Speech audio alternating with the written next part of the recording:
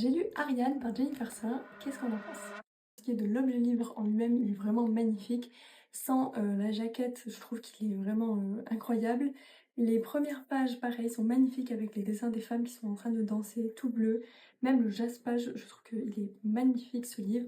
Et je sais que c'est pareil pour les autres livres qu'elle a écrits sur la mythologie, comme il me semble Electre ou Electra, je sais plus le nom. C'est le premier livre de mythologie que je lis qui me laisse un peu dubitative. Je sais pas trop quoi en penser, je suis un peu sur ma faim. Je trouve qu'il est bien, mais sans plus. Quand j'ai entendu parler de ce livre, je me suis dit que pourtant qu'il était fait pour moi, tout simplement parce que ça regroupe de la mythologie et ça parle de la place des femmes, comme quoi c'est elles qui, dans tous les cas, subissent les châtiments au lieu des hommes. Donc je trouvais le sujet du livre hyper intéressant et le mythe d'Ariane est quand même très connu, donc je me suis lancée dedans avec quand même beaucoup d'entrain. Mais au final, je dirais que le livre, il est pas mauvais, mais il apporte rien de spécial.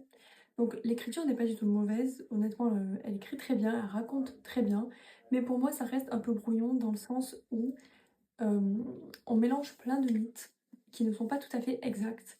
Après, je sais que ça reste une reconstruction, mais c'est vrai que quand vous connaissez un peu la mythologie, il y a certaines choses qui sont quand même, je trouve, assez décevantes et qui n'ont pas forcément de sens, on va dire.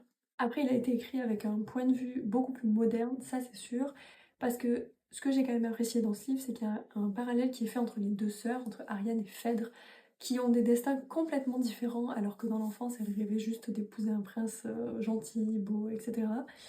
Et donc elles font face à leur destin qui est complètement différent, et on voit qu'il y en a une qui s'épanouit complètement dans la maternité, et une pour qui ça ne vient jamais, à quel point elle déteste ses enfants, etc.